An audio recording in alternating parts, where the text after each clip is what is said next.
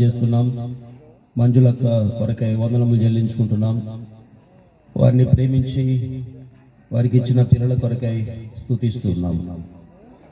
ముఖ్యంగా ఇస్రాయేల్ వినోద్ కొరకై వందనములు చెల్లించుకుంటున్నాం. దివ్య కొరకై వందనములు చెల్లించుకుంటున్నాం.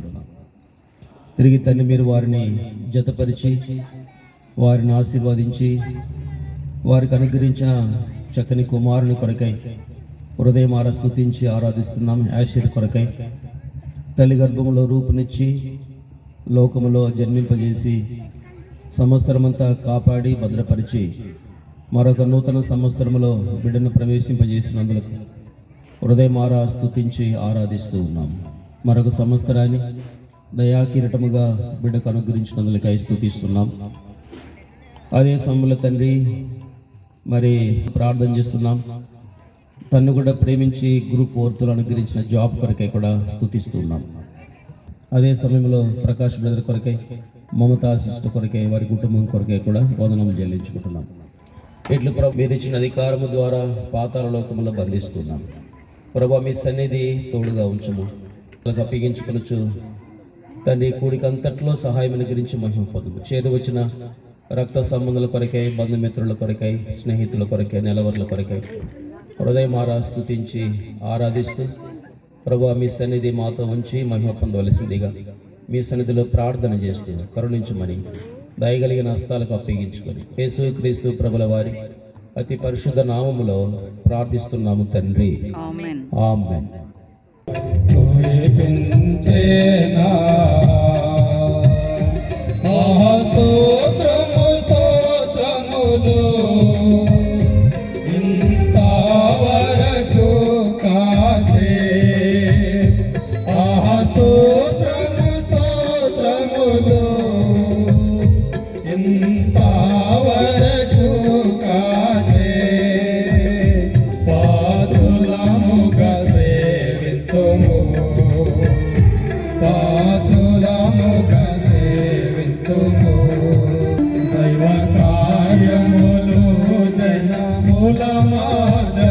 ప్రసిద్ధి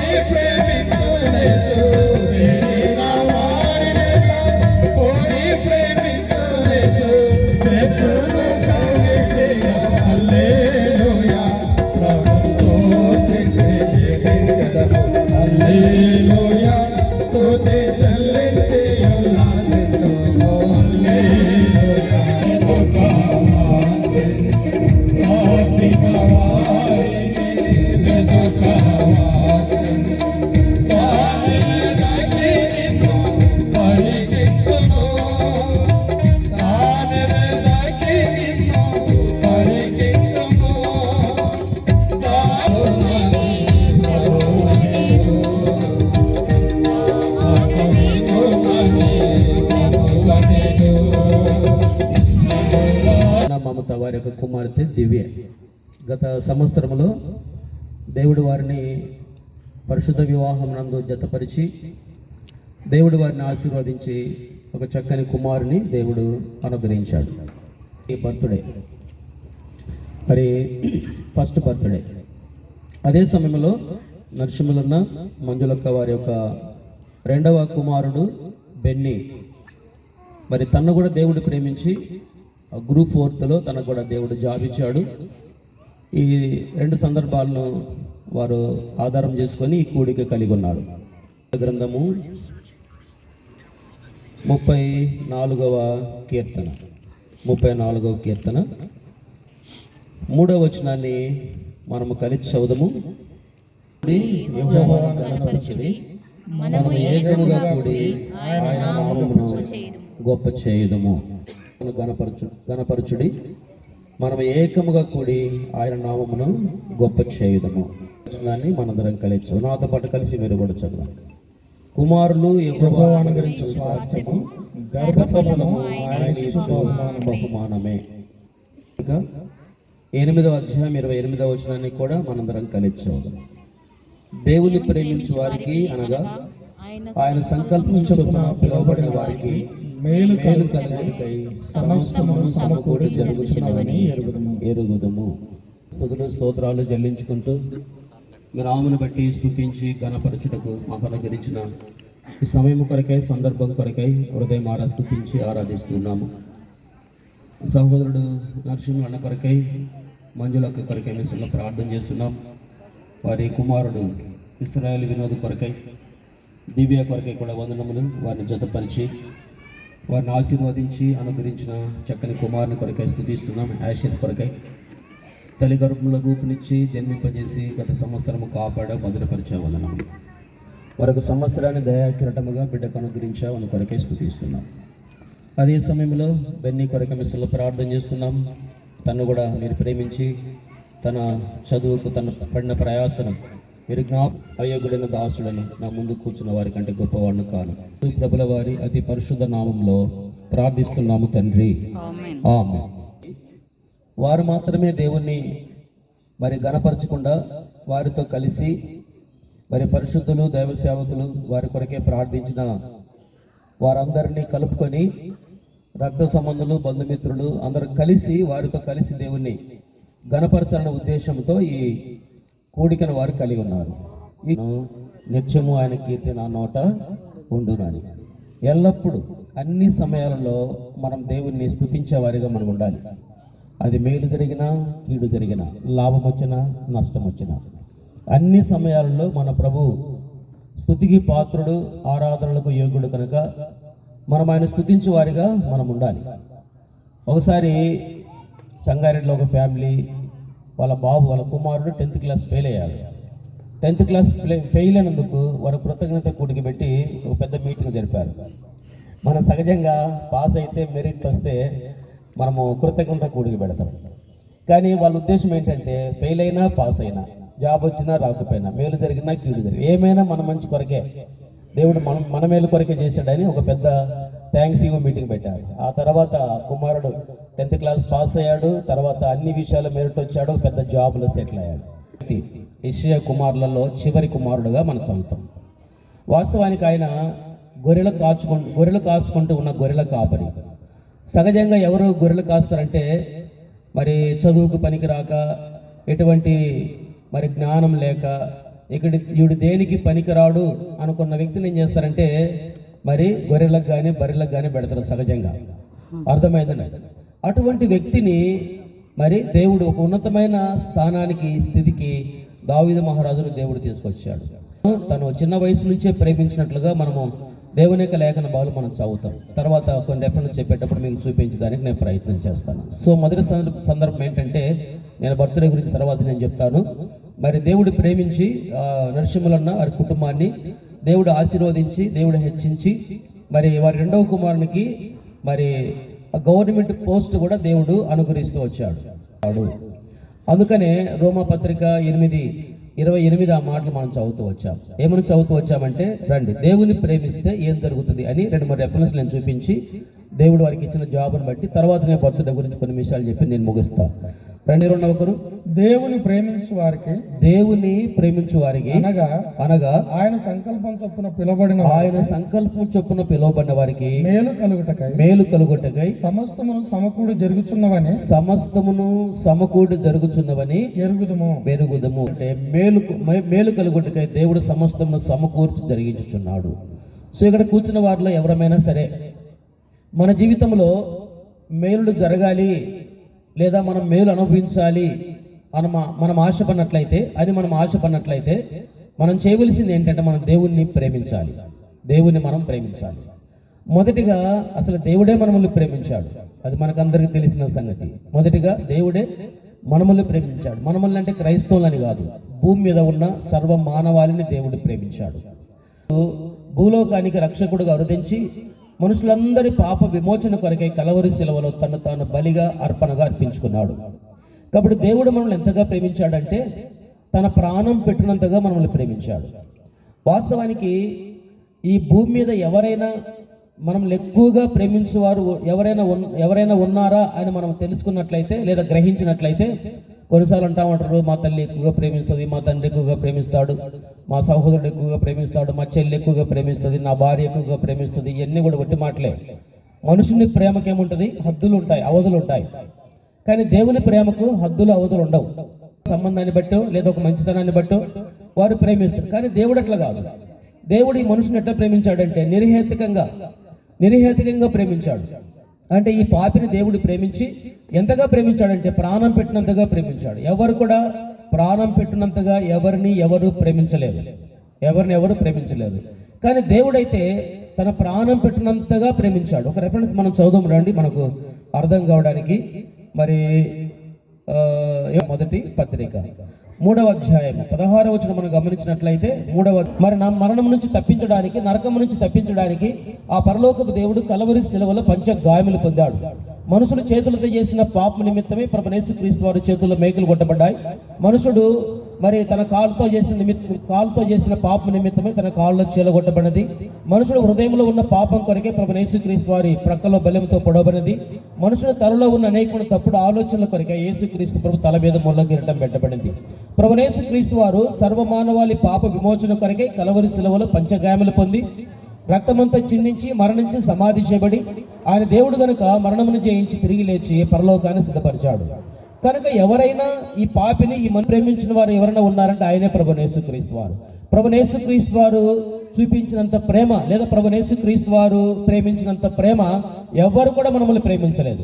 కనుక ఆయన తన ప్రాణం పెట్టినంతగా ప్రేమించి ఆయన మరణించి సమాధి చేయబడి మరణమును జయించి తిరిగి లేచి పరలోకాన్ని సిద్ధపరిచి ఆయన ప్రతి మనుషునికి కలవరి శిలువలో రక్షణను సిద్ధపరిచాడు. ఏ వ్యక్తి అయితే యేసుక్రీస్తు ప్రభు నా పాపల కొరకే మరణించి సమాధి చేయబడి తిరిగి లేచాడని నమ్ముతారో, ఏ వ్యక్తి అయితే యేసుక్రీస్తు ప్రభు యొక్క రక్తాన్ని ఆశ్రయిస్తారో ఆ వ్యక్తి పాపక్షమాపణ పొంది దేవుని కుమారుడయ్యి దేవుని కుమార్తె అయ్యి ఎప్పుడు ఈ లోకాన్ని వదిలిపెట్టినా దేవుని రాజ్యంలో సదాకాలం దేవునితో కూడా ఉంటారు. ఇక్కడ కూర్చున్న వాళ్ళు ఎవరైనా ఇంకా దేవుని ప్రేమ ఎరిగి ఉండకపోతే, ఒకవేళ ఎరిగి ఉండి కూడా అంగీకరించకపోతే, ఇప్పుడైనా సరే యేసుక్రీస్తు ప్రభును సొంత రక్షకునిగా అంగీకరించాలి. యేసు ప్రభు మన పాపలు కొరకు మరణించి సమాధి చేయబడి తిరిగి లేచిన కనుక ఆయన రక్తము ద్వారా మనుషునికి పాప క్షమాపణ పొందిన వారు పరలోకానికి వెళ్తారు. కాబట్టి పరలోకానికి వెళ్ళాలంటే ప్రభువైన యేసుక్రీస్తు వారిని అంగీకరించాలి. కాబట్టి ఆయన మనల్ని ప్రేమించాడు. కాబట్టి యేసుక్రీస్తు ప్రభు ప్రేమించినంత ప్రేమ ఎవరు కూడా ప్రేమించలేదు. కాబట్టి మనం ఏం చేయాలి? ఇప్పుడు ఆయన ప్రాణం పెట్టినంతగా మనల్ని ప్రేమించిన కారణాన్ని బట్టి మనము దేవుని ప్రేమించే వారికి ఉండాలి, మేలు కలుగుటకై. కాబట్టి నరసింహులన్న మరి అదే సమయంలో మరి మంజులక్క వారి కుటుంబ విషయంలో కూడా దేవుని వారు ప్రేమించిన కారణాన్ని బట్టి దేవుడు వారి ఎడల కృప చూపి సమస్తాన్ని మేలు కలుగుటకై సమస్తాన్ని సమకూర్చి ఆయన జరిగిస్తూ వచ్చాడు. అది ఏదైనా సరే ప్రేమించిన కారణాన్ని బట్టి దేవుడు సమస్తాన్ని సమకూర్చి జరిగించాడు. కాబట్టి మొదటిగా దేవుని ప్రేమిస్తే జరిగే మొదటి లాభం ఏంటంటే దేవుడు మేలు కలుగుటకై సమస్తాన్ని సమకూర్చి జరిగిస్తాడు. ఇది మొదటిగా మనం గుర్తించాలి. దాన్ని బట్టే దేవుడు ఆ బెన్నికి జాబ్ కూడా ఇచ్చాడు. మొదటి పత్రిక 2వ అధ్యాయం అపోస్తలుడైన పౌలు గారు కొరింథీయులకు రాసిన మొదటి పత్రిక 2వ అధ్యాయం 9వ వచనం మనం గమనించినట్లయితే రెండుచి దేవుడు తను ప్రేమించు వారి కొరకు దేవుడు తన్ను ప్రేమించే వారి కొరకు ఏవి సిద్ధపరచనో అవి అవి కంటికి కనబడలేదు, చెవికి వినబడలేదు, మనుష్య హృదయమునకు గోచరము కాలేదని వ్రాయబడి ఉన్నది. 9వ వచనం ఏమని చెప్పి దేవుని ప్రేమించుటికి కనబడలేదు, చెవికి వినబడలేదు, ఆ మనుష్య హృదయమునకు గోచరము కాలేదు. దేవుని మనం ప్రేమించగలిగినట్లయితే దేవుడు మన కొరకే సిద్ధపరిచినవి మన కంటికి కనబడవు. అర్థమైందండి? రెండోది మన చెవికి వినబడవు, మన హృదయానికి గోచరం కావు. ఒకానొక దినాన దేవుడు ఆశీర్వాదించి హెచ్చించిన తర్వాత మనం చెప్తాం, ఏమైనా సాక్ష్యం ఇస్తామంటే దేవుడు నన్ను ఏ స్థితి నుంచి ఏ స్థితికి తీసుకొచ్చాడు, ఏ స్థాయి నుంచి ఏ స్థాయికి తీసుకొచ్చాడని మనం దేవుని మనం ఏం చేస్తాం, మనము గణపరుస్తాం. మనం తీసుకొచ్చి ఇశ్రాయేలు యొక్క 12 గోత్రముల మీద రాజుగా చేసినట్లు మనం గమనిస్తాం. అంత మాత్రమే కాదు, దావీదుని ఎంతగా ఆశీర్వదించాడంటే దావీదును ఉన్నతముగా భౌతిక సంబంధంగా ఆశీర్వదించాడు, ఆధ్యాత్మికంగా కూడా దావీదు సంతతిలో నుంచి పరలోకపు దేవుడు యేసుక్రీస్తు ప్రభుగా లోకంలో జన్మించాడు. అందుకని వారు ఏమని పిలిచారంటే దావీదు కుమారుడా మమ్మల్ని కరుణించమని కేకలు వేసినట్లు మనం గమనిస్తాం. అంతగా సిద్ధపరుస్తాడు. దావీదు ఊహించి ఉండకపోవచ్చు, గొర్రెలు కాస్తున్న నేను ఇశ్రాయేలు పిల్లకు రాజునవుతానని ఊహించి ఉండకపోవచ్చు, యోసేపు ఊహించి ఉండకపోవచ్చు, ఎక్కడో బానిసగా అమ్మబడిన యోసేపు ఐగుప్తులో రాజు తర్వాత ఆ స్థానంలో స్థానంలో తను ఉంటానని తను ఎప్పుడు ఊహించి ఉండకపోవచ్చు. ఇట్లా దేవుని యొక్క లేఖనాలు గమనించినట్లయితే ఎస్తేరు ఊహించి ఉండకపోవచ్చు, 127 సంవత్సరాలకు రానవుతానని ఊహించి ఉండకపోవచ్చు. వీరందరూ కూడా దేవుని ప్రేమించిన కారణాన్ని బట్టి వారు ఊహించనంత స్థాయికి దేవుడు వారిని తీసుకొచ్చడం మనం గమనిస్తాం. కాబట్టి నీ నా జీవితంలో కూడా దేవుణ్ణి మనం ప్రేమించినట్లయితే మన కొరకే దేవుడు సిద్ధపరిచినవి ప్రస్తుతానికి మన కంటికి కనబడవు, మన చెవికి వినబడవు, మన హృదయానికి గోచరము కానంత ఉన్నతమైన వాటిని దేవుడు మన కొరకే సిద్ధపరిచాడు. మూడవదిగా సామెతల గ్రంథము 8వ అధ్యాయము. సామెతల గ్రంథము 8వ అధ్యాయం. ఇక్కడ ఒక మాట మనం చదువు, దేవుణ్ణి ప్రేమించే వారి విషయంలో దేవుడు చేసే మేలేంటి అనే మాటలు మనం చదువు. 8వ అధ్యాయము ఒక మాటను మనము చదువుదాం, మనకు అర్థం కావడం. 17వ వచనము, సామెతల గ్రంథం 8వ అధ్యాయం 17వ వచనం చదవండి. నన్ను ప్రేమించు వారిని నేను ప్రేమించుచున్నాను. చాలు, నన్ను ప్రేమించు వారు నేను ప్రేమించుచున్నాను. దేవుని మనం ప్రేమిస్తే మనం ప్రేమించిన దానికంటే ఎక్కువగా తిరిగి ఆయన మనల్ని ఏం చేస్తాడు, ఆయన మనల్ని ప్రేమిస్తాడు. అర్థమైందండి? దేవుని మనం ప్రేమిస్తే మూడవగా జరిగే మేలు ఏంటంటే దేవుడు మనల్ని ప్రేమిస్తాడు. అర్థమైంది? కాబట్టి మనం ప్రేమించిన దానికంటే ఎక్కువగా ఆయన మనల్ని ఏం చేస్తాడు, ఎక్కువగా మనల్ని ప్రేమిస్తాడు. సపోజ్ చూడండి, ఒక తల్లిదండ్రులకు 2-3 పిల్లలు ఉన్నారనుకోండి, ఎవరు తల్లిదండ్రులు ఎక్కువగా ప్రేమిస్తే వారి మనసులో ఒకటి ఉంటుంది, ఏంటి, ఈ కుమారునికి ఎక్కువ భాగం ఇవ్వాలి, లేదా ఏదైనా దాచిపెట్టాలి, ఏదైనా ఇవ్వాలని ఆశపడతారు. ఎందుకు ఆశపడతారు? అతడు ప్రేమిస్తున్నాడు కాబట్టి తన ప్రేమను బట్టి వారు కూడా ఏదైనా మేలు చేయాలి అనే ఉద్దేశంతో ఆ కుమారునికి మరి ఇతరులకు మరి తక్కిన పిల్లలకు తెలియకుండానే ఒక భాగాన్ని సిద్ధపరుస్తారు. అర్థమై మేలు ఏంటంటే మేలు కలుగుటకే సమస్తాన్ని సమకూర్చి జరిగిస్తాడు. రెండవదిగా దేవుని మనం ప్రేమించినట్లయితే మన కంటికి కనబడని, మన చెవికి వినబడని, మన హృదయానికి గోచరము కాని వాటిని దేవుడు సిద్ధపరుస్తాడు. మూడవదిగా దేవుడు మనల్ని ప్రేమించినట్లయితే ఆయన మనల్ని ప్రేమిస్తాడు. నాలుగవదిగా అదే అధ్యాయం 8వ అధ్యాయము 21వ వచనం చదవండి.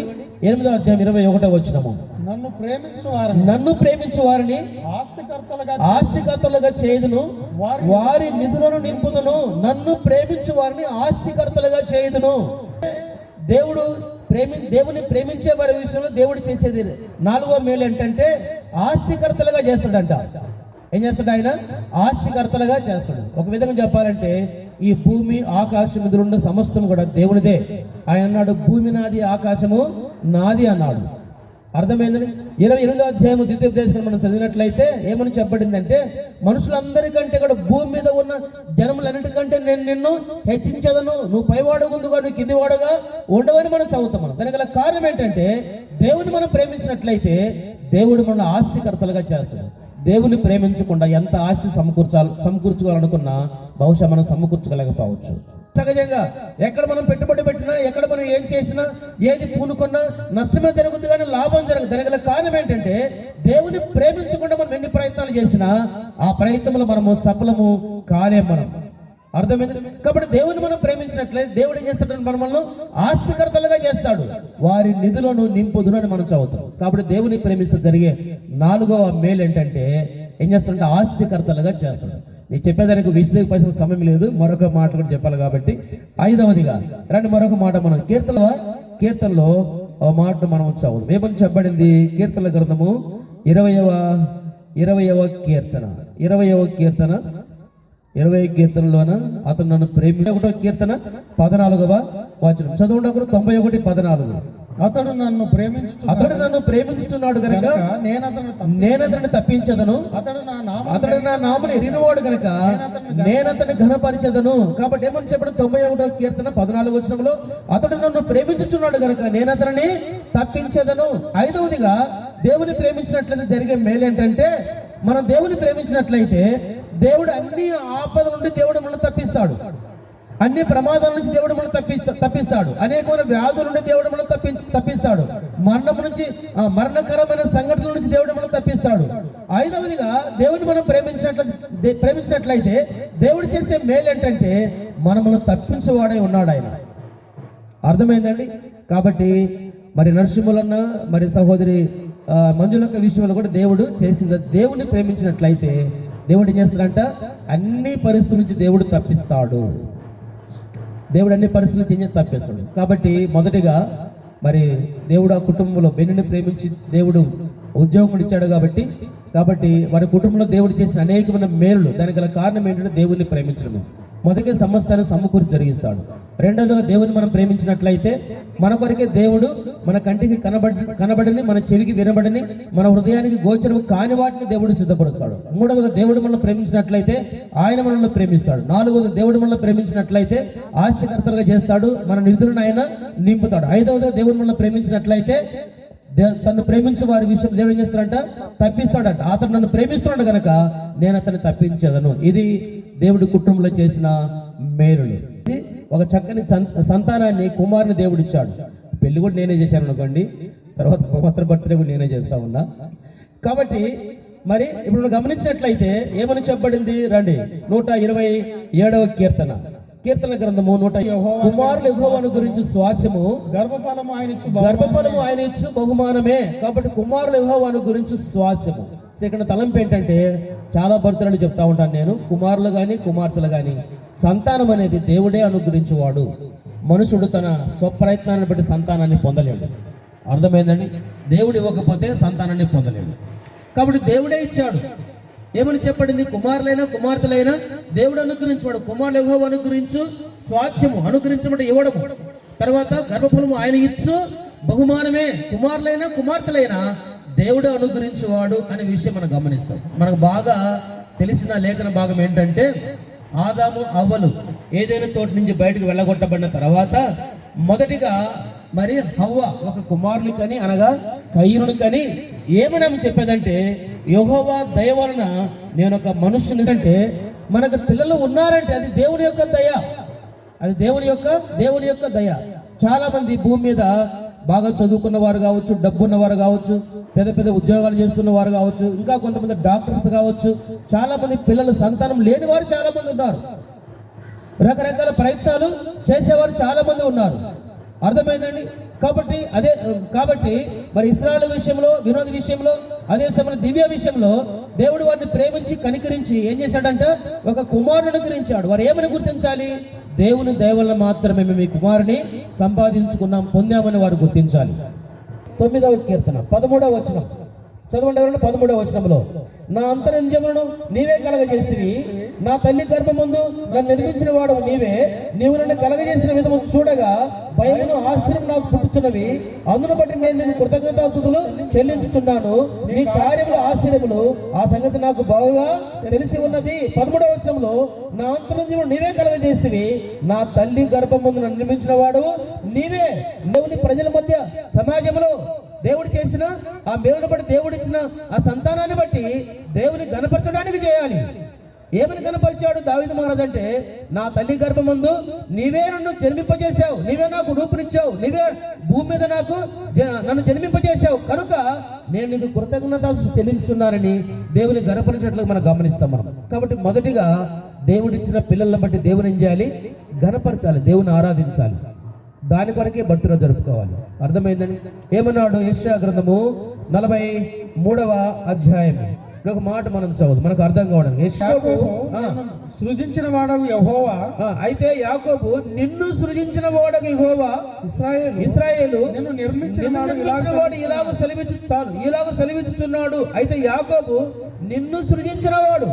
ఈ భూమి మీద ఉన్న ప్రతి మనుషుని కూడా దేవుడే రూపునిచ్చాడు, దేవుడే సృజించాడు, దేవుడే కలగజేసుకున్నాడు, దేవుడే కలగజేశాడు. కాబట్టి మనంతరం మనం సృజించుకోలేదు, మనంతరం మనం కలగజేసుకోలేదు. అర్థమైందని మనంతరం మనంతరం మనకు రూపాన్ని మనం కలిగించుకోలేదు. తల్లి గర్భంలో నేను రూపునిచ్చాను. కాబట్టి నా కుమారునికి ఆషర్కు దేవుడే తల్లి గర్భంలో రూపునిచ్చి లోకంలో జన్మింపజేశాడు. మరొక మాట మనం చదివినట్లయితే 44వ అధ్యాయం యెషయా గ్రంథము 44వ అధ్యాయం 2వ వచనం. నిన్ను సృష్టించి గర్భములో నిన్ను నిర్మించి నీకు సహాయం చేయవాడని యెహోవా ఇలాగో నిన్ను సృష్టించి గర్భములో నిన్ను నిర్మించి. కాబట్టి ఆ బిడ్డకు తల్లి గర్భంలో దేవుడు సృష్టినిచ్చాడు, నిర్మాణం చేశాడు, సృజించాడు. అర్థమైందండి? సృజించాడు, నిర్మాణం చేశాడు. ఇంకా ఏం చేశాడంటే కింది మాట మనం గమనించినట్లయితే నేను నిర్మించి నీకు సహాయము చేయవాడినైనా యెహోవా, నీకు సహాయం చేయవాడిన యెహోవా. ఇక్కడ మొదటిగా గుర్తించవలసిన విషయం ఏంటంటే ఆషర్ను దేవుడే తల్లి గర్భంలో అనగా వినోదును మరి దివ్యాన్ని దేవుడు ఆశీర్వదించి ఆ కుమారునికి రూపునిచ్చి లోకంలో జన్మింపజేశాడు. కనుక ఏం చేయాలి? దేవునికి కృతజ్ఞత చెల్లించాలి, దేవుని గణపరచాలి, దేవుని ఆరాధించాలి. ఇది మనం నేర్చుకోవాల్సింది. కొన్నిసార్లు బర్త్డే సందర్భంగా ఏం చేస్తారు?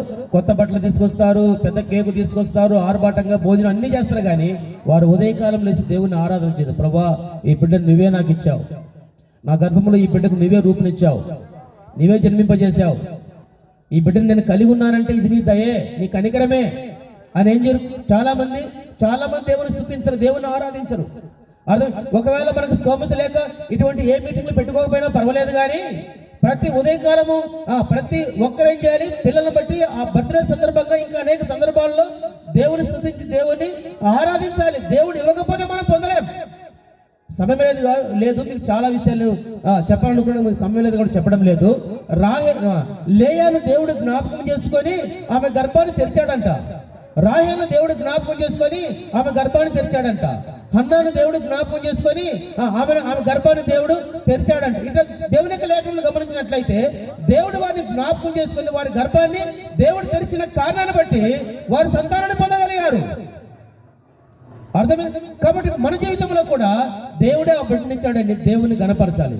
రెండవదిగా దేవుడు ఏం చెప్పాడు ఇక్కడంటే యాకోబుతో 2వ వచనము 44వ అధ్యాయం 2వ వచనంలో నిన్ను సృష్టించి ఆ గర్భంలో నిన్ను నిర్మించి నీకు సహాయం చేయవాడని యెహోవా. దేవుడు ఆ బిడ్డకు తల్లి గర్భంలో రూపునిచ్చి సృష్టించి జన్మింపజేసి గత సంవత్సరం అంతా సహాయపడి ఆయన కాపాడి భద్రపరిచి మరొక సంవత్సరాన్ని దయాగ్రతముగా ఆ బిడ్డకు దేవుడు అనుగ్రహించాడు. అర్థమైందండి? రెండవదిగా ఎందుకు దేవుని కనపరచాలంటే దేవుడే రూపునిచ్చాడు, దేవుడే జన్మింపజేశాడు, దేవుడే గత సంవత్సరం అంతా కాపాడి భద్రపరిచాడు. యెషయా గ్రంథం 49వ అధ్యాయం 15వ వచనం చదవండి. ఒకరు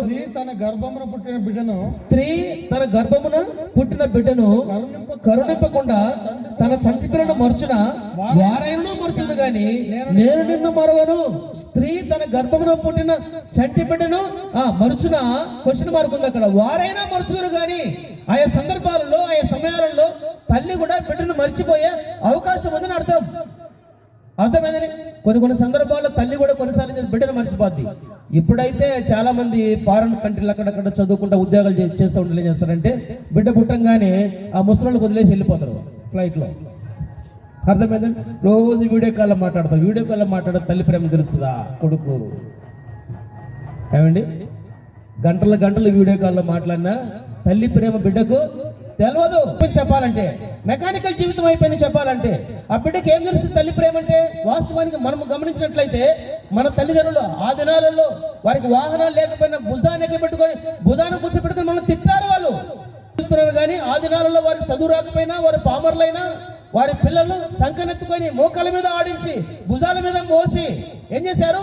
వారి ప్రేమను వారు చూపిస్తూ వచ్చారు. ఈ నేటి దినాలలో పిల్లలకు అన్ని సిద్ధం చేస్తున్నారు, కానీ ఆ పిల్లలకు తల్లి ప్రేమ తెలవదు, తండ్రి ప్రేమ తెలవదు.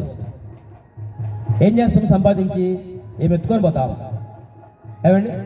అసలు మన ప్రేమను, ఆ తల్లి ప్రేమను ఆ కుమారుడు ఆ బిడ్డకు చూపించకుండా, తండ్రి ప్రేమను ఆ బిడ్డకు చూపించకుండా నువ్వు కోట్ల ఆస్తులు సంపాదించి ఏం ప్రయోజనం? అన్నీ కొనవచ్చు, డబ్బు పెట్టి ప్రేమను కొనలేం మనం. అర్థమైందండి? లోకంలోకి సామెతలు చెప్తారు అన్ని కొనొచ్చు కానీ తల్లిని కొనలేమంటారు. అర్థమైందండి? తల్లి అదే తృప్తి ఆ బిడ్డకు. చాలా మంది నేటి దినాలలో బాగా చదువుకున్నవారు, బాగా సంపాదించేవారు, ఆయా ఇతర దేశాల్లో పాశ్చాత్య దేశంలో జీవించేవారు, వారి బిడ్డ కనగానే కనీసం ఒక వారం తర్వాత వారు వదిలేసి వెళ్ళిపోతూ ఉంటారు. సహజంగా నువ్వెంత మాట్లాడినా సరే, వీడియో కాల్ ఏం చేసినా నీ ప్రేమ బిడ్డకు అర్థం కాదు. పిల్లలు చూసుకుంటారు. అది నిజమైన తల్లి ప్రేమ. అందుకని దేవుడు ముందుగానే ఈ మాట రాసి ఉంచాడు. ఏమైనా తల్లి అయినా తన గర్భంలో పుట్టిన చంటి బిడ్డలను మర్చిపోవచ్చు. నువ్వెక్కడ వేరే దేశంలో ఉంటే, ఇక్కడెక్కడ బిడ్డ ఉంటే ఎవరు భద్రత, ఎవరు కాపుదల, ఎవరు ప్రేమ చూపించాలి, ఎవరు ఆదరించాలి, ఏడిస్తే ఎవరు ఎత్తుకోవాలి, ఎవరు వారిని ధైర్యపరచాలి. కాబట్టి చాలా మంది చెప్పే దైవ సేవకు నేను ఇచ్చే సలహా ఏంటంటే, తల్లి ప్రేమ బిడ్డకు అవసరం. తల్లి ప్రేమ బిడ్డకు అవసరం. ఆ దినాల్లో వారికి 5 మంది 6 మంది 10 మంది పిల్లలైనా వారు ఎత్తుకొని తిప్పారు. అర్థమైంది? అసలు ఆ ప్రేమను మనం మర్చిపోలేము. ఆ బిడ్డ కింద పడేది తెలియదు, మీద పడేది తెలియదు. అర్థమైంది? వాడు పాలకు ఏడ్చి ఏడుస్తూ ఉంటే ఏమో సెల్ ఫోన్ నిమగ్నమై ఉంటుంది. బిడ్డ ఏడుస్తా ఉన్నా ఏం చేస్తానో పట్టించుకోదు. చూడండి, వాళ్ళ తాతలో నేను బయట కనబడుతున్నా. కాబట్టి మన పిల్లలు వాళ్ళ పిల్లలు భూమి మీద ఉండాలంటే, మన జ్ఞాపకాలు ఉండాలంటే వారిని ఏం చేయాలి? మనము వారి జాగ్రత్తగా మనం చూసుకోవాలి. కూడా కొంతమంది ఉన్నారు, కానీ రోడ్డు మీద వదిలేసిపోయారు కొంతమంది ఉన్నారు, కరోనాలో పడేసిపోయారు కొంతమంది ఉన్నారు, పొదలలో పడేసిపోయారు కొంతమంది ఉన్నారు, హాస్పిటల్లో వదిలేసిపోయారు కొంతమంది ఉన్నారు. పరిశుద్ధాత్మ దేవుడు ముందుగానే దీన్ని గ్రహించి, మనుషుని యొక్క స్థితి ఏమిటో గ్రహించి, తల్లి అయినా తన బిడ్డను మర్చిపోయే అవకాశం ఉంది. కానీ నేను నిన్ను మరవను. అనాథాశ్రయాలకు వెళ్తే ఒక్కొక్క బిడ్డ చరిత్ర ఒకటి. మరి ఒక తల్లిదండ్రులకు పిల్లలు లేక ఒక బిడ్డను దత్తత తీసుకుందామని, అడాప్ట్ చేసుకుందామని ఆ అనాథాశ్రయానికి వెళ్తే ఆ పిల్లలు ఒక్కొక్కరి గురించి అక్కడ ఉన్న వాళ్ళు చెప్తా ఉంటే కళ్ళకు నీళ్లు ఆగలేదు. కొంతమంది రోడ్డు మీద వదిలేసిపోతే, కొంతమంది పొదలలో వదిలేసిపోతే, కొంతమంది కాళ్ళలో వదిలేసిపోతే, ఆ తల్లి మరిచినా కూడా, అర్థమైంది? ఆ తల్లి మరిచినా కూడా దేవుడు ఆ కాలంలో ఉన్న పసిగంధం లేదా ఆ పొదల్లో ఉన్న పసిగంధం గుర్తించి ఎవరో ఒక నా స్థలానికి తీసుకెళ్ళి, ఆ సమయానికి తీసుకెళ్ళి ఆ బిడ్డను కాపాడేటట్టుగా చేసి, ఏదో ఒక ఆశ్రయానికి చేర్చి, ఏదో ఒక కుటుంబానికి చేర్చి ఆ బిడ్డను కాపాడి భద్రపరుస్తున్నాడు దేవుడు. యెహోవాను నేను దాన్ని కాపు చేయుచున్నాను, ప్రతి నిమిషమున నేను దానికి నీరు కట్టుచున్నాను, ఎవడును దాని మీదకి రాకుండాట్లు దివారాత్రము కాపాడుచున్నాను. ఇక్కడ ఇశ్రాయేలు పిల్లల గురించి చెప్పని కాపాడుచున్నాను. కాబట్టి ఆ బిడ్డను దేవుడే దివారాత్రము కాపాడినవాడే ఉన్నాడు. 121 కీర్తన మనం చదివినట్లయితే, ఇశ్రాయేలును కాపాడేవాడు కునకుడు నిద్రపోడు, యెహోవాయే నిన్ను కాపాడేవాడు అని మనం చదువుతాం. ఇశ్రాయేలును కాపాడేవాడు కునకుడు నిద్రపోడు. మన దేవుడు కునకకుండా నిద్రపోకుండా ఆ బిడ్డను కాపాడి భద్రపరిచి ఒక సంవత్సరం కంప్లీట్ చేసుకొని మరొక సంవత్సరంలో ఆ బిడ్డను ప్రవేశింపజేశాడు. ఇది రెండవదిగా మనం గుర్తించాలి. మూడవదిగా నేను 5 నిమిషాలను ముగించేస్తాను. దేవుడు మనకిచ్చిన పిల్లలను మన బాధ్యత ఏంటంటే, మనము దేవుని కొరకే వారిని పెంచాలి. ప్రతి క్రైస్తవుడు, ప్రతి విశ్వాసి, ప్రతి ఒక్కరూ దేవుడు మనకు పిల్లల్నిచ్చాడని గ్రహిస్తే, ఏ దేవుడు ఆ పిల్లల్నిచ్చాడో ఆ దేవుని కొరకే మనం పెంచాలి. అర్థమైందండి? ఇచ్చిన ఇవి మనం తీసుకొని ఇచ్చిన దేవుని మర్చిపోతా ఉంటాం మనం సడన్గా. అంటే మనము చదువుదాం మనకు అర్థం కావడానికి. నిర్గమాకాండం 2వ అధ్యాయం, నిర్గమాకాండము 2వ అధ్యాయం ఒక రెఫరెన్స్ మనం చదువుదాం. మనకు ఒకసారి 7వ వచనంలో, అప్పుడు ఫరో కుమార్తెతో నీ కొరకు ఈ పిల్లవాడిని పెంచుటకు నేను వెళ్ళి హెబ్రీ స్త్రీలలో ఒకదాన్ని పిలుచుకొని వద్దు అనను. అందుకు తల్లిని పిలుచుకొని వచ్చాను. ఫరో కుమార్తె ఆమెతో, ఈ బిడ్డను తీసుకొని పోయి నా కొరకు వానికి పాలిచ్చి పెంచుము, నేను నీకు జీతం ఇచ్చేదను. ఇక్కడ మనకు మోసే గురించి మనం చదువుతాం. ఇశ్రాయేలు ఐగుప్తు దేశంలో వారిని తీసుకెళ్లి నైలు నగరములు ఎలాగో ఆ మోసేను తల్లిదండ్రులు పెంచుతూ వచ్చారు. అమ్రామ్ ఒక బెత్ కదా పెంచుతూ వచ్చారు. 3 మాసాల తర్వాత ఆ పిల్లవాడు అరుస్తూ ఉంటే, కేకలు వేస్తూ ఉంటే, ఎక్కడో ఫరో రాజు తెలుసుకొని అందరిని సంహరిస్తాడన్న ఉద్దేశంతో చేసేది లేక ఒక జమ్ము పెట్టె తయారు చేసి దానికి కీలు పూసి ఆ జమ్ము పెట్టెలో ఆ కుమారుని పెట్టి తీసుకెళ్లి నైల్ నదిలో వదిలేయమని చెప్పింది. అక్క మిరియాం చేతికి ఇచ్చింది. మిరియాం వెళ్ళి నైల్ నదిలో వదిలేసి చూస్తా ఉంది ఏం జరుగుతుందో అని చూస్తూ ఉంది. ఫరో కుమార్తె తన చెలికత్తెతో కలిసి స్నానం చేయడానికి వచ్చింది. ఆ యొక్క కుమారుడు ఒక చిన్న బిడ్డ ఆ యొక్క మరి ఆ జమ్ము పెట్టెలో ఉన్నాడు. ఆ వెంటనే చూసి గుర్తుపట్టింది, ఏమని, వీడి హెబ్రీ కుమారుడు అని గుర్తుపట్టింది. అయినా కూడా ఫరో కుమార్తెకు సంతానం లేని కారణాన్ని బట్టి ఆ బిడ్డను తన కుమారునిగా చేసుకోవడానికి, తన కుమారునిగా పెంచుకోవడానికి ఇష్టపడి, అర్థమైందని, ఆ కుమారుని పెంచడానికి ఎవరైనా పాలిచ్చి పెంచే ఒక తల్లి కావాలి. ఆ దినాల్లో ఇశ్రాయేలు ప్రజలలో, ఇశ్రాయేలు స్త్రీలలో చాలా మంది బాలింతలు ఉన్నారు. ఎందుకంటే వారి పిల్లలను తీసుకెళ్లి నైల్ నదిలో పడవేసి చంపబడిన కారణాన్ని బట్టి వాళ్ళు బాలింతలుగా మిగిలిపోయారు. పాలిచ్చే వాళ్ళు చాలా మంది ఉన్నారు. అందుకని తీసుకొస్తానని చెప్పలేదు. తల్లి అని తెలిసి ఇచ్చేదే కాదు. ఎందుకంటే పెద్దవాడైన తల్లిగా సపోర్ట్ చేస్తున్నప్పుడు ఇచ్చేది కాదు. ఆమె వెళ్ళింది, ఆ యొక్క మరి మోసే తల్లిని తీసుకొచ్చింది. ఆ మోసే తల్లికి మోసను అప్పగిస్తూ ఎవరు ఆ ఫరో కుమార్తె ఏమని చెప్తే తెలుసా, ఈ బాలుని తీసుకెళ్ళి, ఈ కుమారుని తీసుకెళ్ళి నా కొరకే పాలిచ్చి పెంచు, నేను నీకేం చేస్తాను, జీతం ఇస్తా. ప్రతి తల్లిదండ్రులు గుర్తుపెట్టుకోవాలి, ఏ తల్లిదండ్రులు అయితే వారి పిల్లలను ప్రభు కొరకే పెంచుతారో, ఏ తల్లిదండ్రులు అయితే ఆ పిల్లలను ప్రభులో పెంచుతారో, ఏ తల్లిదండ్రులు అయితే వారి పిల్లలను ప్రభు మహిమార్థమే పెంచుతారో, ఏ తల్లిదండ్రులు అయితే వారి పిల్లలను దేవుని పని కొరకే పెంచుతారో, ఏ తల్లిదండ్రులు అయితే వారి పిల్లలను దేవునికి సేవ కొరకే పెంచుతారో, ఒకనొక దినాన దేవుని దగ్గరికి వెళ్ళిన తర్వాత తప్పక నీకు బహుమానం ఉంటుంది, అనుమానమే లేదు, బహుమానం ఉంటుంది. దావీదు తల్లి దావీదును చిన్న వయసు నుంచి దేవుని కొరకే పెంచింది. మోసే తల్లి మోసేను చిన్న వయసు నుంచి దేవుని కొరకే పెంచింది. తిమోతి తల్లి తిమోతిని చిన్న వయసు నుంచి దేవుని కొరకే పెంచింది. అర్థమైందండి. ఎస్తేరు యొక్క తల్లిదండ్రులు కావచ్చు, లేదా మొద్దికై కావచ్చు, చిన్నప్పటి నుంచి దేవుని కొరకే పెంచింది. వీళ్ళందరూ కూడా దేవుని కొరకే పెంచారు వారిని. అమ్రాము ఒక బెతుకు 3 సంతానము, ఒకరు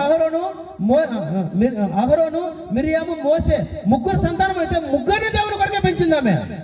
ప్రవక్త అయింది. ఆ తర్వాత అహరోను ప్రధాన యాజకుడు అయ్యాడు. 3 సంతానాన్ని దేవుని కొరకే పెంచింది. ఈనాటి దినాల్లో చాలా మంది క్రైస్తవ తల్లిదండ్రులు పిల్లలు దేవుని కొరకే పెంచడం లేదు. వారి పెద్దవాళ్ళైనా ఎవరులైనా వారికి రక్షణ అంటే తెలియదు, మార్మల్స్ అంటే తెలియదు. దేవుని యొక్క మందిరంలో చాలా ట్రబుల్ ఇస్తా ఉంటారు. చెప్పాలంటే యవనస్తులను బట్టి చాలా సంఘాలలో, చాలా మందిరాలలో ఎన్నో కడతలు, ఎన్నో కలవరాలు, మందిర సాక్ష్యాన్ని పోగొట్టే వారు ఉంటారు చాలా మంది. అయితే మళ్ళా దాని గురించి గొప్పలు చెప్పుకుంటా ఉంటారు బయటికి వెళ్ళి. అర్థమైందండి. తప్పు. ప్రతి క్రైస్తవ తల్లిదండ్రులు వారి పిల్లలను దేవుని కొరకే పెంచాలి, దేవుని మహిమార్థమే పెంచాలి, దేవుని పని కొరకే పెంచాలి, దేవుని సేవ కొరకే పెంచాలి. దేవుడు ఏమన్నాడు, ఆమె ఏమని చెప్పింది, నేను నీకు బహుమానం ఇస్తాను. ఏం చేసింది? 22వ కీర్తన దావీదు 9వ వచనం, 22వ కీర్తన 9వ వచనం చదవండి. గర్భము నుండి నన్ను తీసినవాడు నీవే కదా, గర్భము నుండి నన్ను తీసినవాడు నీవే కదా, నేను నా తల్లి యొక్క స్తన్యపానం చేయించుండగా నీవే కదా నాకు నమ్మిక పుట్టించినవి. గర్భవాసన మొదలుకొని నాకు ఆధారం నీవే, నా తల్లి నన్ను కన్నది మొదలుకొని నా దేవుడవు నీవే. దావీదు ఇచ్చాడు ఈ సాక్ష్యం. ఏమో తెలుసా? 9వ వచనంలో గర్భము నుండి నన్ను తీసినవాడు నీవే కదా, నేను నా తల్లి యొక్క స్తన్యపానం చేస్తూ ఉండగా నీవే కదా నాకు నమ్మిక నీవే కదా నాకు నమ్మిక పుట్టిస్తుంది. తాగే వయసులోనే పిల్లలకి డిస్టర్బ్ చేస్తున్నాను. పాలు తాగే వయసులోనే పాలతో పాటు దేవుని కొరకే పెంచింది దావీదు తల్లి దావీదును. మాదిరికరమైన తల్లి ఆమె. నా తల్లి దగ్గర స్తన్యపానం చేస్తూ ఉన్నప్పుడు నీవే కదా నాకు నమ్మిక పుట్టించావు. అర్థమైందండి. పాలు తాగే వయసులోనే, పాలు ఇచ్చే సమయంలోనే దేవుడు అంటే ఎవరు, దేవుడు ఎట్లుంటాడు, దేవుడు ఏం చేశాడు, దేవుని కొరకు ఎట్లా జీవించాలి, దేవుని కొరకు ఎట్లా బ్రతకాలి, దేవుని కొరకు ఎట్లా త్యాగం చేయాలి, దేవుని ఎట్లా ప్రేమించాలి, దేవుని ఎట్లా సేవించాలని చిన్న వయసు నుంచి తన తల్లి దావీదును దేవుని కొరకే పెంచి. ఇక్కడ కూర్చున్న చాలా మంది తల్లిదండ్రులు మన పిల్లల స్థితి ఏంటి? ఇప్పుడు ఈ తల్లిదండ్రుల గురించి హెచ్చరిక ఏంటంటే, నేను ఆ బిడ్డను దేవుని కొరకే పెంచాలి. అర్థమైందండి. దేవుని మహిమార్థమే పెంచాలి, దేవునిలో పెంచాలి, దేవుని పని కొరకై, దేవుని ఇంట్లో దేవుని గణపరచడానికి కొరకే పెంచాలి. ఏమైనా నేడు లాంటి ఈ యొక్క మరి ఈ తాత్కాలిక జీవితం కోసం కాదు వాడిని మనం పెంచాల్సింది. శాశ్వతమైన రాజ్యం కొరకు వాడిని మనం పెంచాలి, శాశ్వతమైన దేవుని కొరకు వాడిని మనం పెంచాలి, నిజమైన దేవుని కొరకు వాళ్ళని మనం పెంచాలి. తల్లిదండ్రుల జీవితంలో ఇదొక సవాల్. చాలా మంది సంఘాల తల్లిదండ్రులు వెళ్ళి దేవుని ఆరాధన చేస్తూ ఉంటారు, కానీ వాళ్ళ పిల్లలు బయట రోడ్డు మీద తిరుగుతూ ఉంటారు. చూడండి, మందిరంలో ఎంత డిస్టర్బ్ చేస్తూ ఉంటారంటే అంత డిస్టర్బ్ చేస్తూ ఉంటారు. ఏం ప్రయోజనము? దేవుళ్ళు ఎక్కడగడా అరే ఇంత చక్కని బిడ్డ నీకు ఇచ్చాను, నేను దేని కొరకు ఇచ్చాను? నా కొరకు పెంచమని కదా. ఎలా పెంచావు అన్ని? ఎలా పెంచావు ఆ అమ్మాయిని? ఎలా పెంచావు అతన్ని, ఆ అబ్బాయిని? నేను నీకు ప్రేమించి నీకు సంతానం ఇస్తే, ప్రేమించి నీకు చక్కని కుమారుని ఇస్తే, చక్కని కుమార్తెని దేని కొరకే పెంచేవారిని నీకు లెక్క చెప్పవలసి వస్తుంది. అర్థమైందండి? చిన్న వయసులోనే దావీదును తన తల్లి దేవుని కొరకై పెంచింది. మోసే అన్నాడు, పెద్దవాడైన తర్వాత మోసే ఏమని తీర్మానం చేసుకుంటే తెలుసా? అల్పకాల పాప భోగములు అనుభవించడానికంటే నా దేవుని ప్రజలతో శ్రమ అనుభవించడం మేలు, ఐగుప్తు ధనము కంటే దేవుని ప్రజలతో శ్రమ పడడం మేలు అనుకున్నాడు పెద్దవాడైన తర్వాత. దానికి కారణం ఏంటో తెలుసా? తన మోసే తల్లి మోసేను దేవుని కొరకే పెంచింది కనుక రాజ్యాన్ని గాని సింహాసనాన్ని గాని ఆ యొక్క దేశంలో ఉన్న ధనాన్ని గాని దేన్ని ఆశించలేదు. నా దేవుని ప్రజలతో శ్రమను అనుభవిస్తాను గాని ఇది నాకు అవసరం లేదన్నాడు. అంత తీర్మానం కారణం ఏంటో తెలుసా? తల్లి పెంపకం. వాయిద్యాలు వాయించడానికి, దేవుని మందిరంలో స్వార్థ ప్రకటించడానికి, దేవుని మందిరంలో ఏ లోపం ఉందో ఏ కొరత ఉందో ఆ కొరత మన బిడ్డ ద్వారా తీర్చబడాలి. అన్నది నాకు కుమారుని ఇచ్చినట్లయితే ఆ కుమారుని తిరిగి నీకు ఇస్తానని దేవుని సొంత మొక్కుకున్నది ఆమె. కాబట్టి దేవుడు సమయాలు ఇచ్చినప్పుడు సమయం ఎటు పెంచింది తెలుసా? పాలు విడిచే సమయానికే సమయాలు దేవుని యొక్క మందిరంలో దేవుని మొక్కాడంట, దేవుని ఆరాధించాడంట. పాలు ఇచ్చే సమయానికి, పాలు మరిసే సమయానికే. అర్థమైందండి? రండి సమయాలు మొదటి గ్రంథము ఓ మాట మనం చదువుదాము. సమయాలు మొదటి గ్రంథము నేను ముగిస్తాను. సమయాలు మొదటి గ్రంథము మాట మనం చదువుదాం మనకు అర్థం కావడానికి.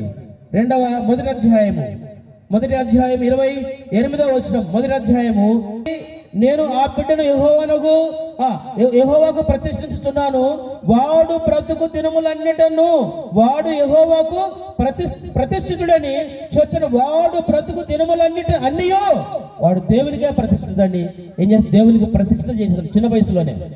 టీచర్ తల్లి బిడ్డకు, తల్లి మోకరించి ప్రార్థన చేసుకుంటా ఉంటే ముసుగేసుకొని ఆ బిడ్డకు తెలివికైనా వచ్చి ఆ ముసుగులో దొరుకుతుంది, ఆ తలకు ముసుగేసుకుంటుంది. లేకపోతే తండ్రికే ప్రార్థన జీవితం లేకపోతే, తల్లిదండ్రులకే కుటుంబ ప్రార్థన లేకపోతే పిల్లలు ఏమి దేవుళ్ళో పెంచబడతారు? అర్హంతకులు, వ్యభిచారులు, ఇంకా రకరకాలుగా ఈ భూమి మీద ఎంతో మంది సైబర్ నేరగాళ్ళు, డబ్బు తీసుకుని హత్యలు చేసేవారు, రకరకాల భయంకరమైన పరిస్థితులు మనం చూస్తున్నాం.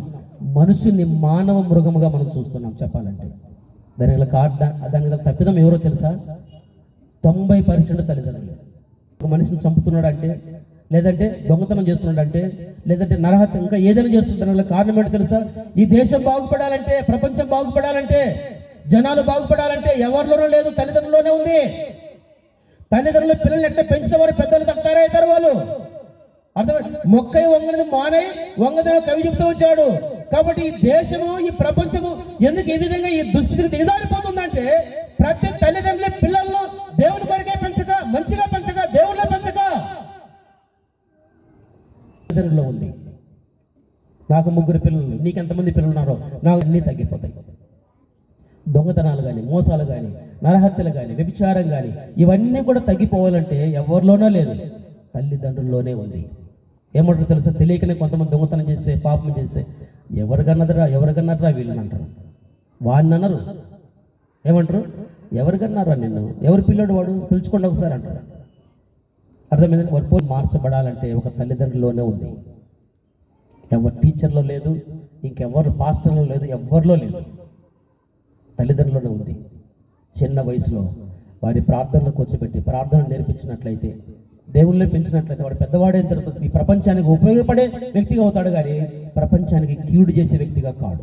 పెంచిందో మోసే తల్లి ఎట్లా మోసేను దేవుని కొరకే పెంచిందో, సమూయేలు తల్లి ఎట్లా సమూయేలు దేవుని కొరకే పెంచిందో, తర్వాత తిమోతి తల్లి ఎట్లా తిమోతిని దేవుని కొరకే బాల్య వయసు నుంచే లేఖన భాగాల గురించి ఆయనకు తెలుసు అంట. బాల్య వయసు నుండే. ఇంకా ఏమన్నా తెలుసా? ఈ విశ్వాసం మొదటిగా మీ అవ్వలో ఉన్నది, తర్వాత మీ తల్లికి వచ్చింది, తర్వాత అది నీలోనికి సహా వచ్చిందని. తిమోతి లేకొచ్చేది. తిమోతి గొప్ప దైవజనుడయ్యాడు. అర్థమైందండి? కాబట్టి 3వదిగా ఈ బర్త్డే సందర్భంగా దేవుడు నాకు ఇచ్చిన భారం ఏంటంటే ప్రతి తల్లిదండ్రి, మరి ముఖ్యంగా ఎవరైతే బర్త్డే జరుపుకుంటున్నారో వినోద్, అదే సమయంలో దివ్య, ఆ బిడ్డను దేవుని కొరకై పెంచాలి. నేను మీకు అప్పగించిన ఈ ధర్మ బహు జాగ్రత్తగా యెహోవా నా యొద్ద ప్రజలను కూర్చువారు. ఆ దేశం మీరు బ్రతికి దినములన్నీ కూడా నాకు భయపడి నేర్చుకొని దేవుని చేత నీతిమంతులుగా తీర్చబడి సర్వోన్నతమైన స్థలాల్లో దేవునికి మహిమ భూమి మీద తనకి ఇష్టమైన వారికి సమాధానము కలిగినగా. కానీ నిజంగా అటువంటి జీవితాన్ని కనుక జీవిస్తే ఏ లోకంలో కూడా దేవుని ఆశీర్వాదం ఉంటుంది. ఈ లోకాన్ని విడిచి నామంలో ఈ యొక్క సాయంకాల సమయంలో జహీరాబాదులో జీవము గల దేవుని యొక్క సన్నిధిలో నుండి విడుదల చేయబడినటువంటి లేఖ వందనాలు చెల్లిస్తున్నాం. అలాగే ప్రకాష్ బ్రదరు మమత వారికి ఇచ్చిన కుమార్తె దివ్యాన్ని బట్టి మీకు స్తోత్రాలు. వారి దాంపత్య జీవితంలో వారిని ప్రేమించి జ్యేష్ఠ కుమారుడిగా మొట్టమొదటి గర్భఫలంగా మీరు ఆశీర్వదించారు. రాబోయే దినాల్లో ఆ బిడ్డను నీ కొరకే పెంచుట్లో మీరే సహాయపడమని ప్రార్థిస్తూ ఉన్నాను. దేవుని కృపలను జ్ఞానములను ఆ బిడ్డ అభివృద్ధి పొందే దాని కొరకై తల్లిదండ్రులు ఎంతో బాధ్యత తీసుకోవాల్సిన బాధ్యత ఉంది. చేరువచ్చిన కుటుంబాలను అందరిని బట్టి